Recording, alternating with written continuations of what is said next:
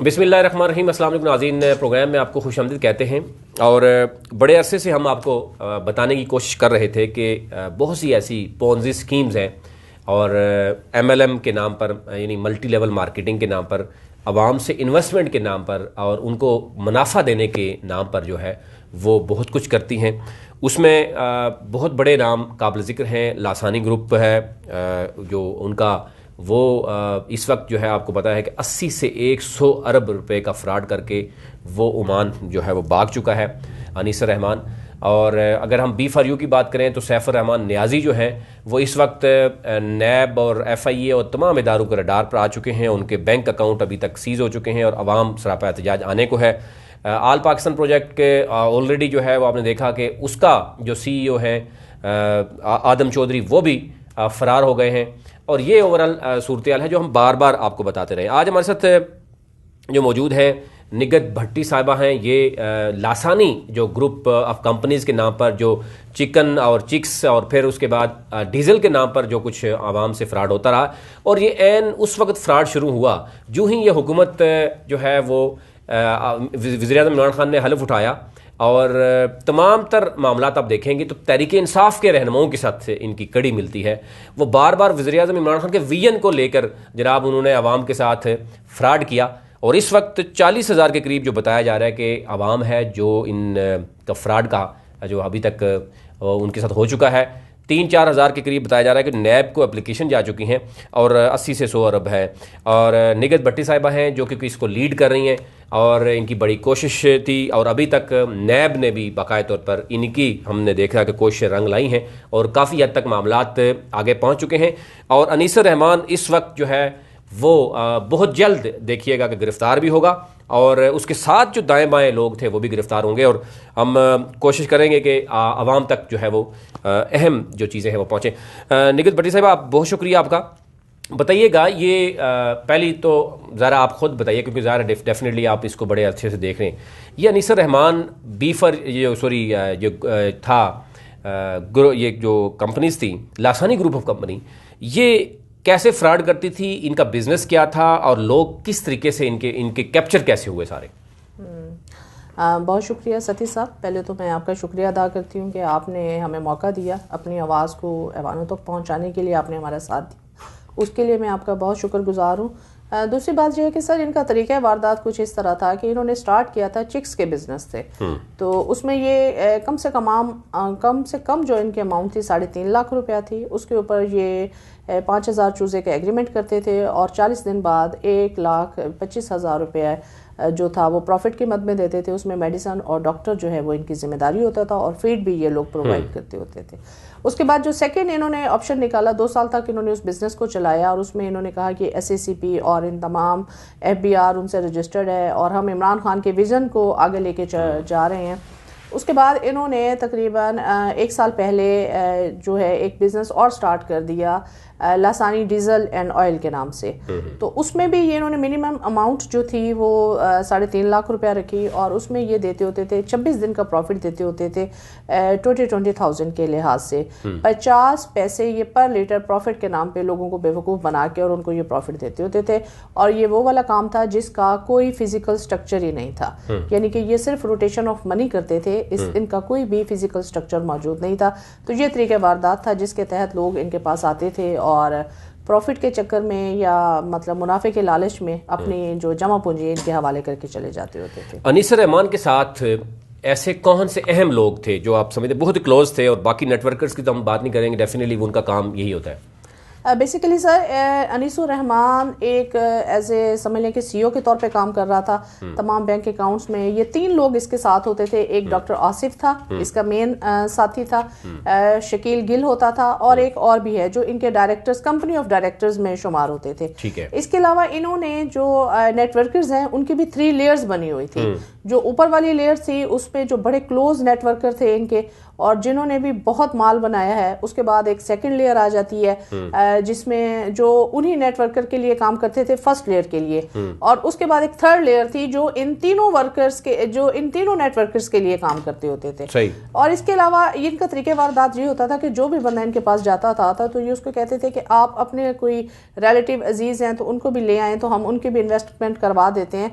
तो इन्होंने mouth marketing के जरिए भी लोगों को काफी बेवकूफ बनाया। लेकिन इनके 60 से 65 जो है ना नेटवर्कर ऐसे हैं जो इनके साथ बहुत क्लोज थे और जो मैं समझती हूँ कि गुनाह में इनके अलहकार बने हुए थे और उन्होंने इससे बहुत पैसा कमाया और वो इनके बेनिफिशरीज में शामिल हैं सर। सही। भागा क्यों है? आपको क्या लग रहा है कि ये जो, क्योंकि हम देख रहे हैं कि ये सर्कुलेशन ऑफ मनी है और टॉप जैसे आपने कहा फर्स्ट सेकंड और थर्ड लेयर्स हैं, पहले साल जो इन्वेस्ट करते हैं डेफिनेटली एक साल तक उनको मिल जाते हैं, लेकिन बाद में आने वाले लोगों को मुश्किलात होती हैं। अभी आपको क्या लग रहा है कि ये इनकी भागने की वजह क्या बनी कि ये इनका जो टाइम पीरियड था तकरीबन ऑलमोस्ट खत्म हो गया था? सर ऐसे भी पॉन्जी स्कीम में आप देखें एट द एंड यही पे होता है कि आप पहले साल दूसरे साल तक तो चला लेते हैं, रोटेशन ऑफ मनी आप करते रहते हैं, लेकिन एक लिमिट आ जाती है कि आप उस काबिल नहीं रहते हैं। तो ये एक प्री प्लान इनका मंसूबा होता है कि हमने इतने साल में इतना पैसा जमा करना है और उसके बाद हमने स्किप करके चले जाना है। तो सेम लाइक इसी तरह था। और आखिर में जब इन्होंने डीजल का बिजनेस स्टार्ट किया था तो उसमें इन्होंने बड़े पैमानों में लोगों से पैसा हासिल किया है और लोगों ने करोड़ों की जो लागत थी इसमें इन्वेस्टमेंट की उन्होंने। तो जब ये उसमें उस चीज़ को पर मंथ मेरे ख्याल में उसको ये कवर नहीं कर पाए तो इन्होंने कहा कि जो बच गया है इसको लेके अब मुल्क से फरार हुआ जाए, क्योंकि पॉन्जी स्कीम का जो थीम होता है वो इसी तरह होता है कि जो एंड में आते हैं वो मारे जाते हैं और जो बेचारे आखिर में लोग आए हैं और जिन्होंने करोड़ों रुपए इनको दिया है, लाखों दिया गरीबों ने, वो बेचारे हाथ मलते रह गए, उनके हिस्से कुछ भी नहीं आया। लेकिन हम तो इस पे पहले भी जो है वो हाईलाइट करते हैं फ्रॉड को। लोग तो हमारे खिलाफ ही बहुत से कमेंट करते थे कि जनाब आप जो है ना रोजगार लगा हुआ है और बेरोजगार कर रहे हैं और पता नहीं आप पैसों के चक्कर में कर रहे हैं। आप तो माशाल्लाह पढ़े लिखे लोग थे। इसमें कई ऐसे इदारे हैं जो आप बाखूबी जानते हैं। कौन कौन से ऐसे पढ़े लिखे यानी आप समझते हैं तबके के लोग हैं जो, या वजह क्या बनी कि आप पढ़े लिखे लोग भी इसमें इन्वेस्ट करना शुरू हो गए? देखिए सर, इसमें ये मैं बात वाज़ेह तौर पे करना चाहूँगी कि जो इनका तरीका वारदात था, बीइंग अ बैंकर, मैं खुद एक पढ़ी लिखी खातून थी लेकिन मैं भी इनके ट्रांस में आई, लेकिन मुझसे भी ज़्यादा पढ़े लिखे लोग इसमें आपको मैं बता नहीं सकती, जजेस हैं, आर्मी ऑफिसर्स हैं और इसमें पायलट्स लोग शामिल हैं और आर्मी के बहुत सारे लोग शामिल हैं। इसमें तो वो तबका आता है कि जो बड़ा मतलब सोच समझ के काम करने वाले लोग हैं। तो उसमें इनका जो मेन मैं समझती हूँ कि लोग जो बेवकूफ़ बने हैं या लोगों ने इनके ऊपर ट्रस्ट किया है वो ये था कि गवर्नमेंट के लोगों के साथ जो इन्होंने तस्वीर शेयर की हुई थी, अपने ऑफिसेज में लगाई हुई थी, उससे एक आम आदमी, क्या मेरे जैसा बंदा भी, वो भी ट्रांस में आ जाता है कि अगर गवर्नमेंट इतने इन्वॉल्व है तो इट्स मीन कि ये एक जो है सॉलिड बेस काम है।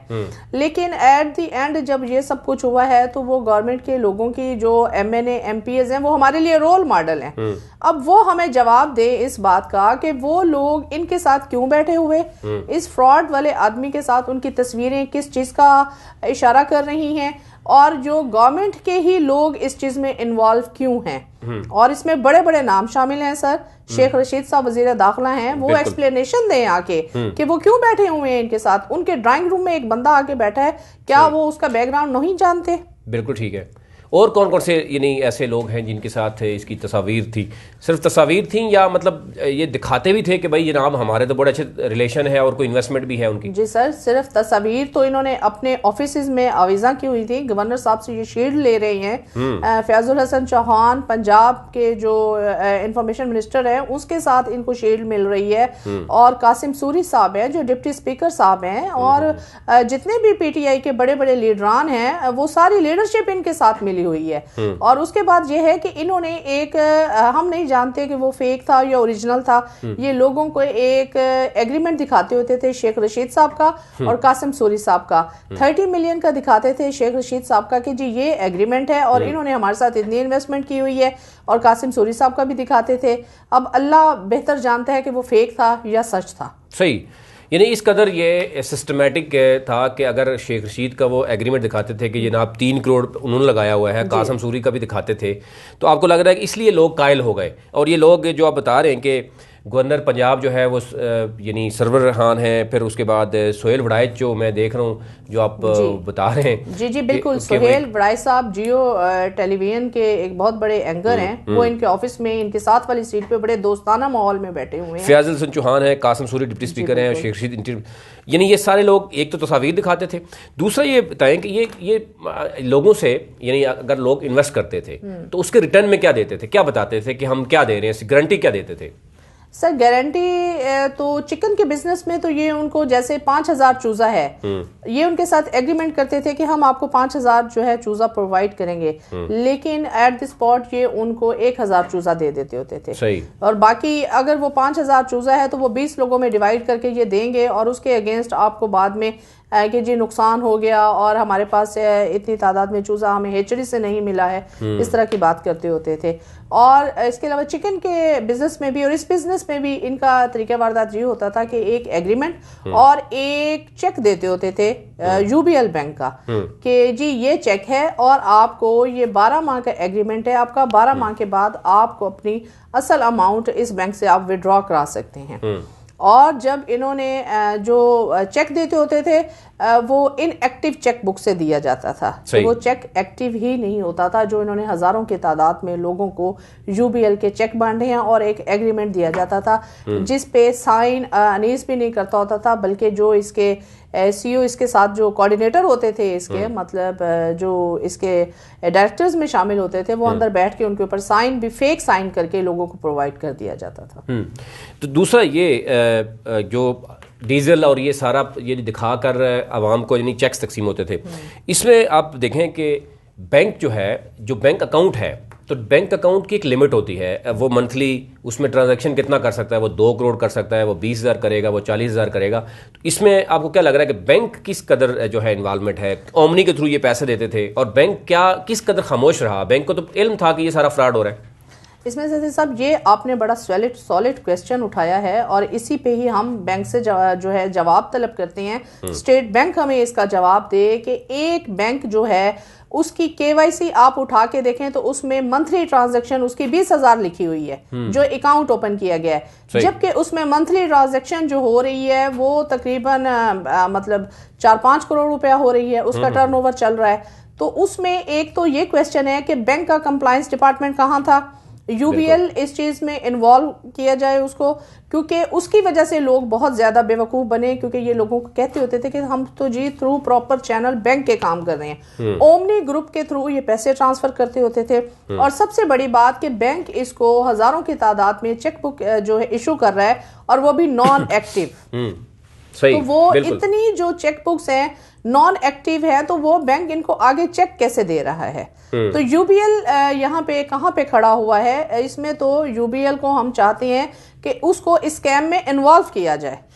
बिल्कुल, ये 2 साल तक स्कैम चलता रहा। इसमें जो ऑफिसेज बताए जा रहे हैं, लाहौर, इस्लामाबाद, बावलपुर, केपीके में भी थे, फिर कराची, मुल्तान, अटक और रावलपिंडी में भी ऑफिसेज रहे और फिर अचानक जो है वो ये सारे ऑफिसेज बंद हो गए। तो ये सारे ऑफिसेज में क्या वो खुद भी अनीसर अहमद खुद भी आता था या आगे फिर वही लोग थे जो नेटवर्कर्स थे वो सारे काम करते थे?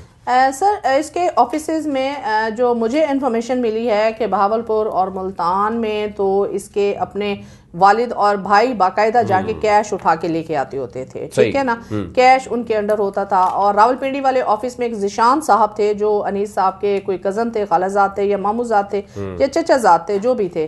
और कराची वाला ऑफिस भी इनके बहुत जो क्लोज रिलेटिव्स हैं, लेकिन ये सिर्फ इनके रिलेटिव इसके साथ नहीं थे, इसकी पूरी एक टीम जो थी ना, जो इसके हवारी थे, जो इसके नेटवर्कर थे, वो इस चीज को चलाते होते थे। अनीस साहब तो कभी कभार जाते होते थे और के चक्कर लगाते होते थे, लेकिन इसने अपने कारिंदे छोड़े हुए थे। ठीक है। अच्छा, जो एक चीज बताई जा रही है कि 16 जनवरी 2021 यानी को ये मुल्क से भाग गया, ओमान चला गया और 18 को नैब में इसको तलब किया गया था, शायद ये एफआई में भी तलब किया गया था। एक तो ये है कि ये जो गिरफ्तारी है वो क्या ये जो अजीज हैं, इनके वालिद हैं, भाई हैं, बहुत से लोग इसके क्लोज रिलेटिव भी इन्वॉल्व थे, दोस्त हैं। और ये जो लोग हैं, एक जो महर उस्मान की बात की जा रही है कि ये बहुत बड़ा फैसिलिटेट करता रहा है, उनको, और शायद ये भी कहा जा रहा है कि हुक्मरान जमात की मैक्सिमम मुलाकातें और बाकी जो दीगर हैं वो भी इनसे कराई है। क्या कोई बंदा शख्स गिरफ्तार अभी तक हुआ है? नैब इस हवाले से क्या कहता है अभी तक? देखिए सर, नैब ने इस चीज़ का नोटिस लिया। हमारा एक प्रोटेस्ट हुआ था तो चेयरमैन साहब ने नोटिस लिया, हमें बुलाया, उसके बाद हमारा केस भी रेफ़र कर दिया गया जो है लाहौर, डीजी नैब को रेफ़र कर दिया गया। अभी तक तो नैब के हवाले से कोई गिरफ्तारी अमल में नहीं आई है। तो अभी वो कह रहे हैं कि हम इसके ऊपर वर्किंग कर रहे हैं, लेकिन अभी तक उसमें कोई गिरफ्तारी अमल में नहीं लाई गई है। और क्योंकि ये मुल्क से बाहर है तो एक थ्रू प्रॉपर चैनल जो है उनके साथ बात हो रही है कि वो जी हम इसको बाकायदा इश्तिहारी करेंगे, उसके बाद हम इसको गिरफ्तार करके पाकिस्तान। लेकिन मेरा सवाल ये है कि गवर्नमेंट यहाँ पे कहाँ खड़ी हुई है? नैब इतनी सुस्त रवि का शिकार भी क्यों है? इतनी देर में ये तमाम लोग अपने तमाम जो इन्होंने एसेट बनाए हुए हैं इनको बेच देंगे या कहीं और मुंतकिल कर देंगे, तो फिर हम लोग कहाँ जाएंगे? अगर इसी सुस्त रवि से ये काम चलता रहा तो फिर तो हमारे हाथ तो कुछ भी नहीं आएगा। यानी कि फिर हमारी इस रियासत में किसी की जान माल इज्जत महफूज नहीं है। आप इसको लीड कर रही हैं, आप अभी तक आज तक कितनी एप्लीकेशंस नैब तक पहुंच चुकी हैं और उसमें तकरीबन कितना फ्रॉड हुआ है जो अभी तक पहुंची हैं?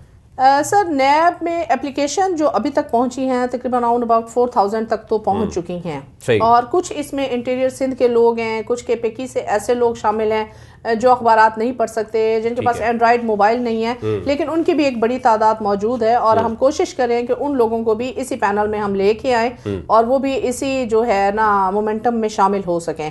तो सर, ये एक चीज़ बड़ी जो गौर तलब चीज़ है कि ये एक सिर्फ 4000 लोग नहीं है, इन 4000 लोगों ने जो एप्लीकेशन दी है उनके साथ साथ 10-10 लोग उनकी फैमिली के शामिल हैं। सही। तो ये तो 4 लाख तक तादाद जाती है, फैक्ट्रीज है। और इसमें मैं एक और भी वजाहत कर दूंगी कि बहुत सारे लोग इस चीज को बर्दाश्त नहीं कर सके और इस सदमे से इस दुनिया से भी चले गए हैं। बिल्कुल, ये बताया जा रहा है कि कोई 5 लोग अभी तक जो है वो खुदकशी कर चुके हैं या जिनकी हार्ट अटैक की वजह से डेथ हुई है। इंटीरियर सिंध की भी बात की जा रही है। एक रिसेंटली कोई वाकया हुआ है? जी सर, रिसेंटली एक रहीमिया खां में वाक़या हुआ है। एक 27 साल नौजवान अपनी जो जमा पूंजी लेके आया है बाहर से, ओवरसीज से कमा के आया, और उसने आके इनको जमा कराई है 14 लाख रुपया, और दूसरे महीने कंपनी भाग गई है। तो आप सोच सकते हैं कि उसकी ज़हनी हालत कैसी होगी और उसकी क्या कंडीशन होगी कि वो इस सदमे को बर्दाश्त नहीं कर सका और 27 साल की उम्र में हार्ट अटैक का शिकार होकर वो इस दुनिया से चला। ये जो बताया जा रहा है कि बहुत बड़ी तादाद समुंदर पार पाकिस्तानियों की है जो बेचारे मेहनत मजदूरी करते हैं, हक हलाल की रोज़ी कमाने के बाद वो ये समझते हैं कि जनाब जिस तरीके से ये लासानी ग्रुप का बंदा ये कहता रहा है कि मैं वज़ीर-ए-आज़म के विजन के मुताबिक काम कर रहा हूँ, और डिप्टी स्पीकर के साथ तस्वीरें, इंटीरियर मिनिस्टर के साथ तस्वीरें, फ़याज़ुल हसन चौहान के साथ, गवर्नर के साथ तस्वीरें, वो लोग ये कहते हैं कि हम उनको देखते हुए हमने इन्वेस्ट किया और हमारे साथ इतना बड़ा जुल्म हुआ, और वज़ीर-ए-आज़म साहब अभी भी खामोश हैं, और ये जो विजन था उनका कि जी जो अंडे और मुर्गियाँ, ये उसी को लेके ये आगे चलता रहा। ये किस तरह का सिस्टमेटिक फ्रॉड है वैसे, और वाकई ये इतनी बड़ी तादाद है ओवरसीज़ पाकिस्तानी की?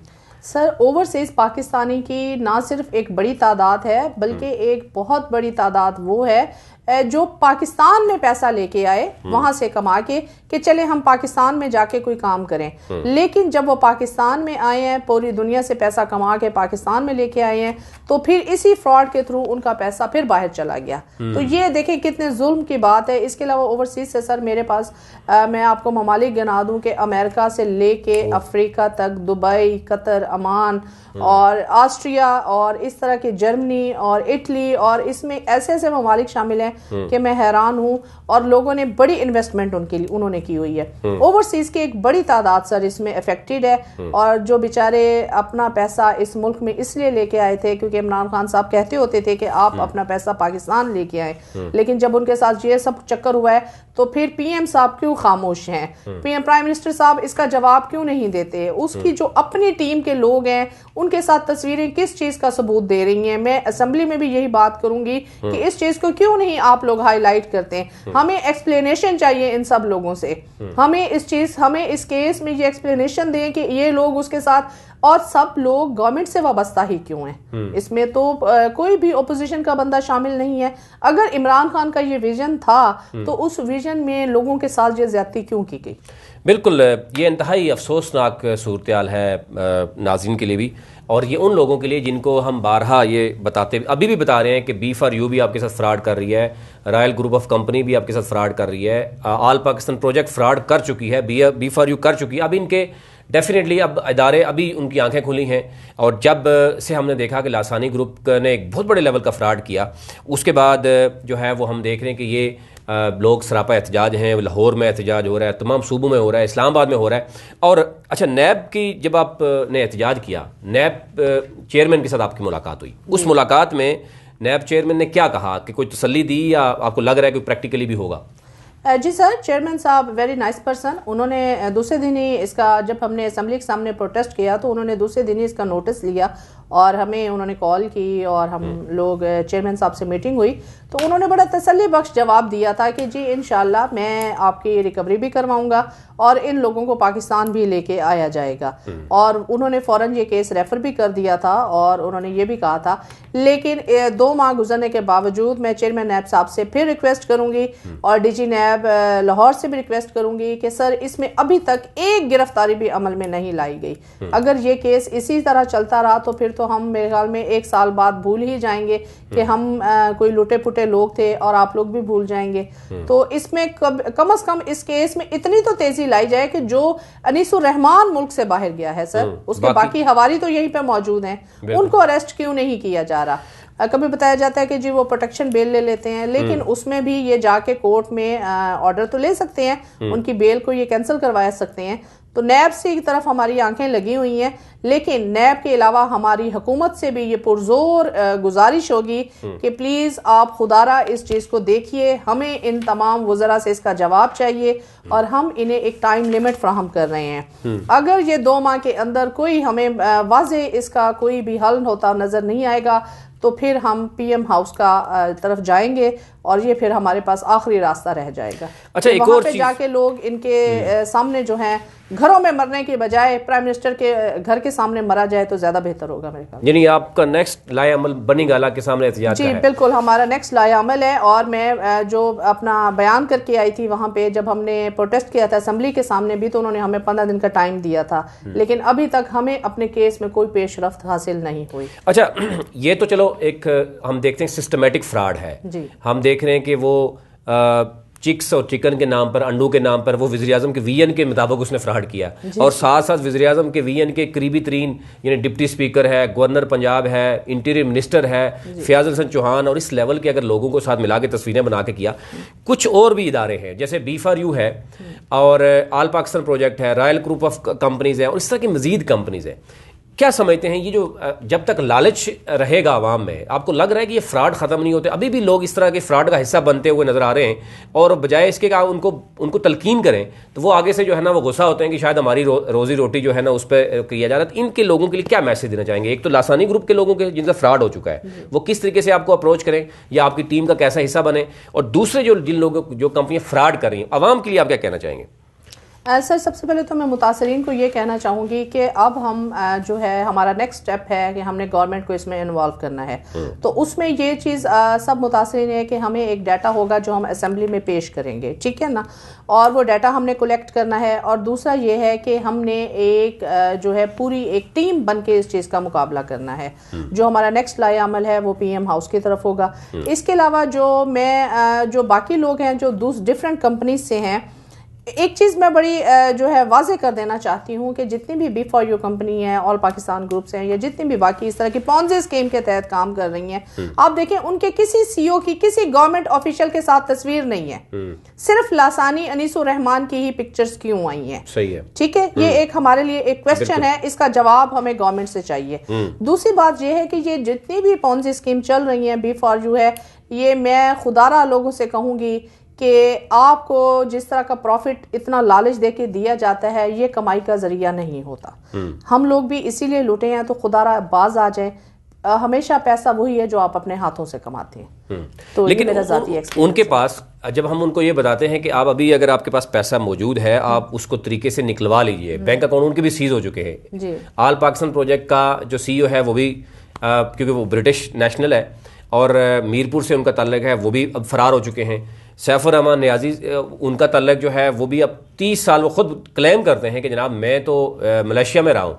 तो आपको लग रहा है कि ऐसा बंदा बाहर आके यहाँ पे आके ये काम करेगा? और इसमें सबसे बड़ी अहम, क्योंकि आप खुद माशाल्लाह पढ़ी लिखी हैं, बैंक का आपका तजर्बा है, तो अगर आपको लग रहा है, मेरे अपना जो तजर्बा, मैंने बैंक्स के जो मैनेजर्स थे उनसे सवाल किया कि आप क्यों नहीं इन्वेस्ट करते यहाँ पे, और उनका कहना था कि हम तो 1-2-3 अरब रुपये हम इन्वेस्ट कर सकते हैं अगर हमें नज़र आए कि इसमें कुछ है, क्योंकि ये प्रॉपर रजिस्ट्रेशन नहीं होती, ना इनकी आगे से इंश्योरेंस होती है, और ये एक पॉन्जी स्कीम है, इसने मुल्क से फरार होना ही है। और वो बैंकर को ना तो इन्वाइट करते हैं और ना ही वो कोई इस तरह की काम। तो आपको क्या लग रहा है कि ये फिर इस तरह मतलब होता है कि आवाम से फ्रॉड करना होता है, मुल्क से भागना होता है?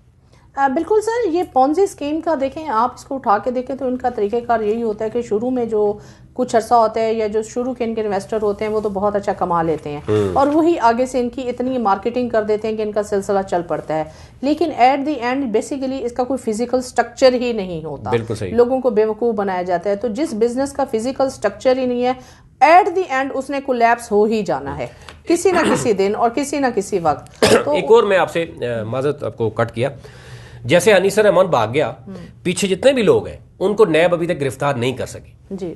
खुदा न ख्वास्ता आजकल किसी को कोई पता नहीं होता, हम अभी हैं, अगले लम्हे हम नहीं हैं, तो कोई भी इनका जो सीईओ जो फ्रॉड कर रहा है, कोई पता नहीं होता, जिंदगी मौत अल्लाह के हाथ में है। अगर वो नहीं है खुदा न ख्वास्ता, तो क्या अवाम का पैसा कहाँ से मिलेगा? अगर एक तो ये, अगर वो लूटते हुए कहीं अल्लाह ना करे किसी की डेथ हो जाए, तो क्या कंपनी की कहाँ गारंटी है, इंश्योरेंस कहाँ है?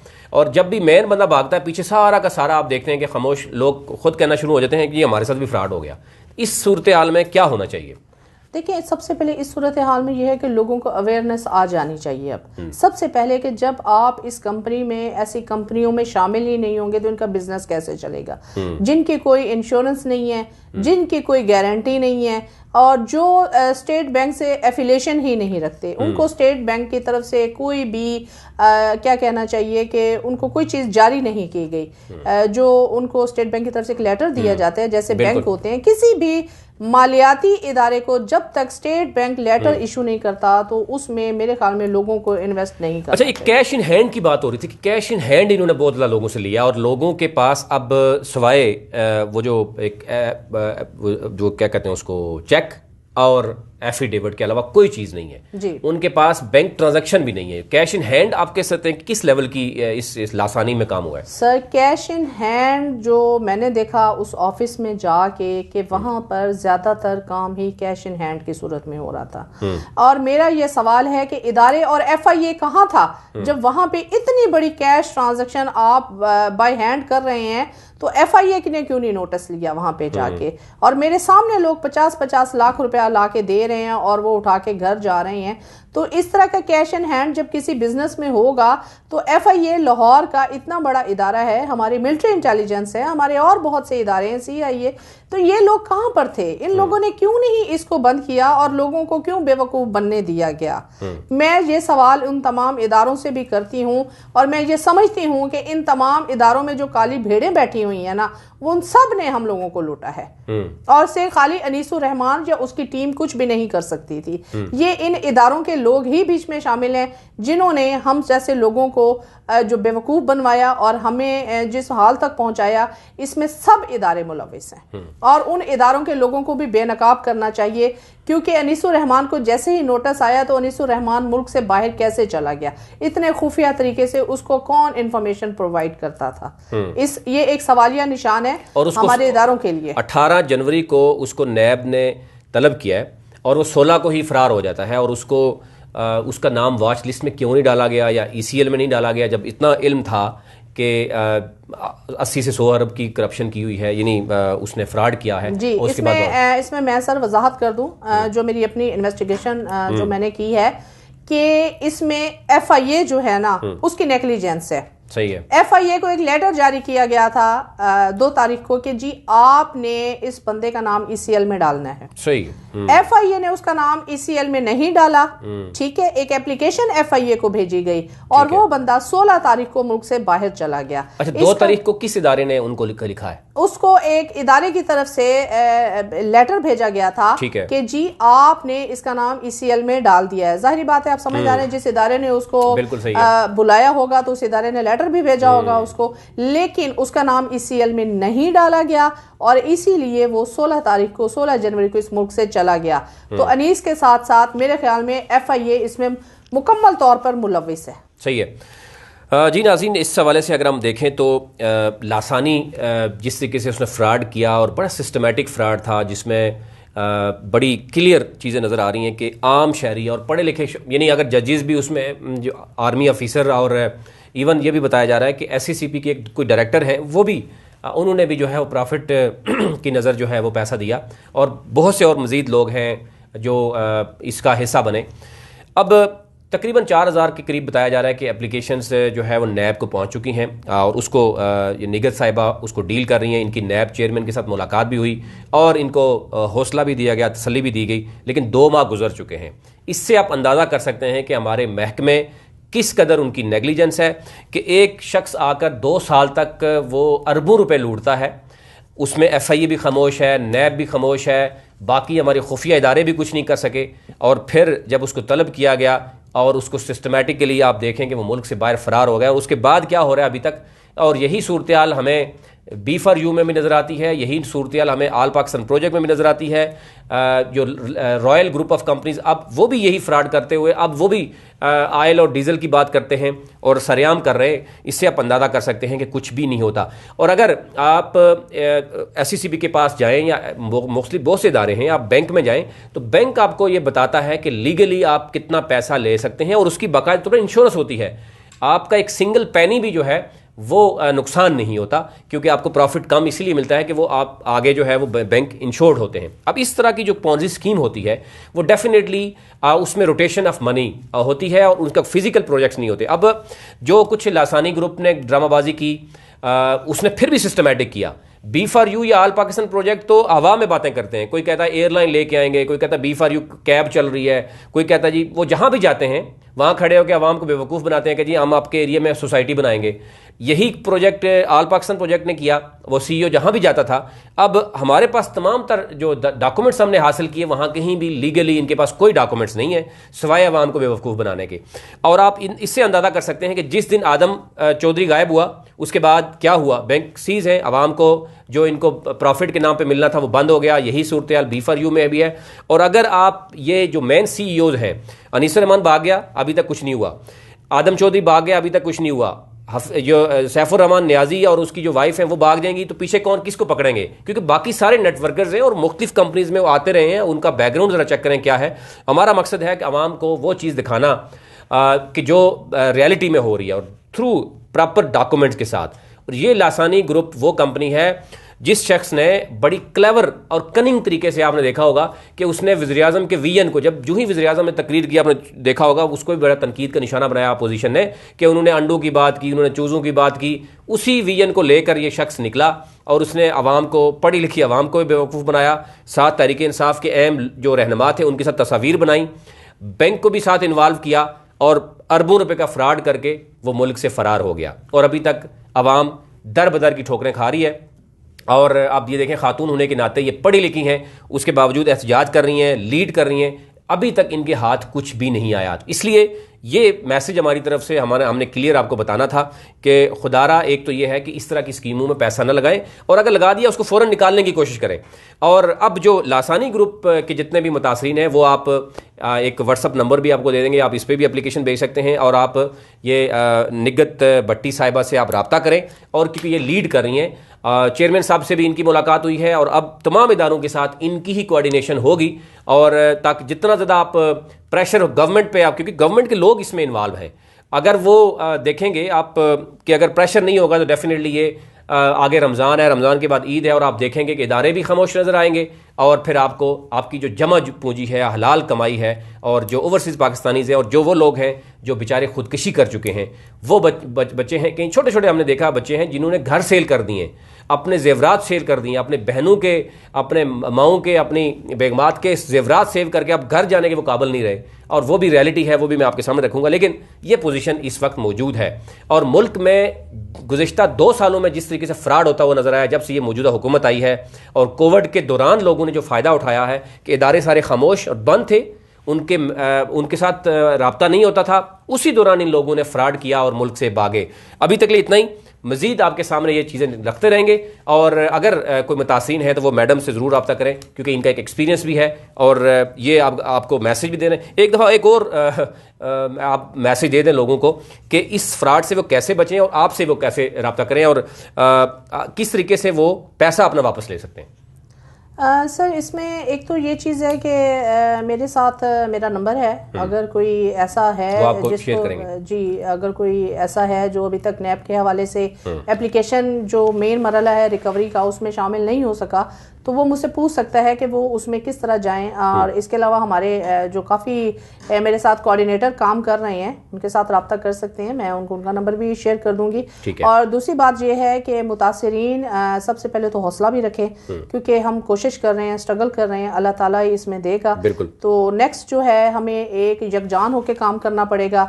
और अब मेरा जो मेन जो थीम है कि मैं गवर्नमेंट के ऊपर प्रेशर डेवलप करूंगी इस चीज़ का कि रियासत की जिम्मेदारी है किसी भी शहरी की जान, माल और इज्जत का तहफ़्फ़ुज़ देना। तो रियासत कहाँ पे है? यहाँ पे हमें अभी तक रियासत कहीं नजर नहीं आई है।